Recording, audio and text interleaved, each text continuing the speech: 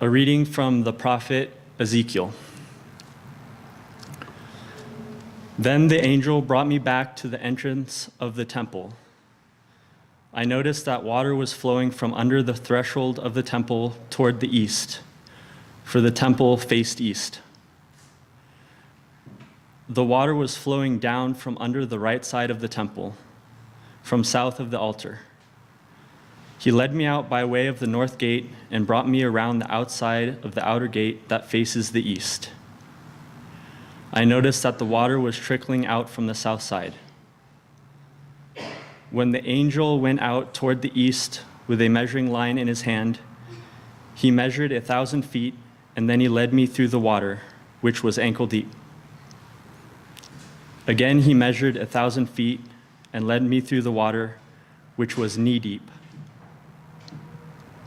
Once more, he measured 1,000 feet and led me through the water, which was waist deep. Again, he measured 1,000 feet, and it was a river I could not cross, for the water had risen. It was deep enough to swim in, a river that could not be crossed. He said to me, "Son of man, have you seen this?" Then he led me back to the bank of the river. When I had returned, I noticed a vast number of trees on the banks of the river on both sides. He said to me, "These waters go out toward the eastern region and flow down into the Arabah. When they enter the Dead Sea, where the sea is stagnant, the waters become fresh. Every living creature which swarms where the river flows will live. There will be many fish, for these waters flow there. It will become fresh, and everything will live where the river flows. On both sides of the river banks, every kind of tree will grow for food. Their leaves will not wither, nor will the fruit fail, but they will bear fruit every month, because their water source flows from the sanctuary. Their fruit will be for food, and their leaves for healing."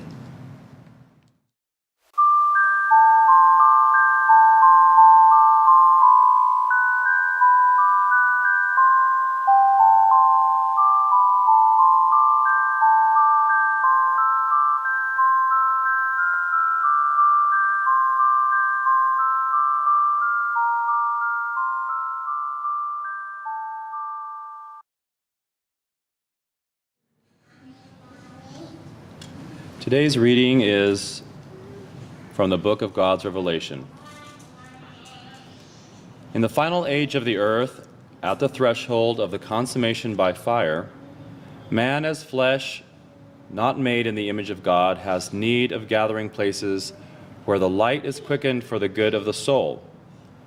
For the word has revealed that God shall indeed send a divine redeeming fire to enlighten souls and burn up the wickedness first loosed by Satan and the fallen angels of darkness, lest the heretical nations ruin the world and the races. It is good that humankind restore order on the earth in justice, love, peace, wisdom, and understanding, thereby limiting the power of evil and of man. The temple of uncut stones is given for a blessing and for the guidance of the nations and their peoples. This revelation brought to mind the promise made years before by the voice of heaven, as recorded in the prophecy to the Christian churches.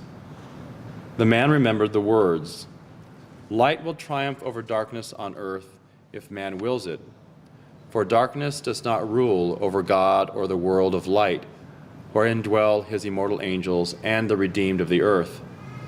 And by this means will the temple of God be established on earth in the end times.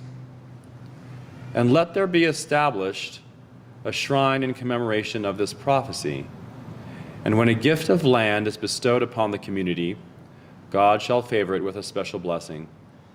And you shall know it by the pillar of light from the sky, wetting heaven with earth. And water shall flow out of an outcropping of rock, and God's living waters shall mingle therein.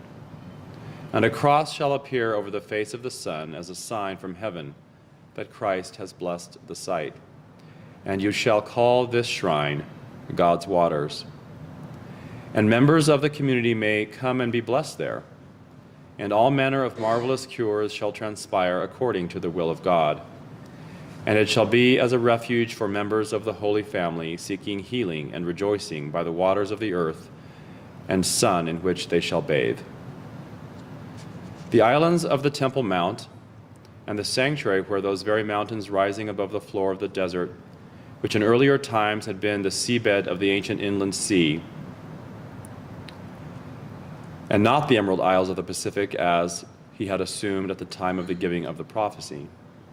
And the man marveled at the mysteries of God that are fulfilled in time reckoning of a divine cycle not known to any mortal.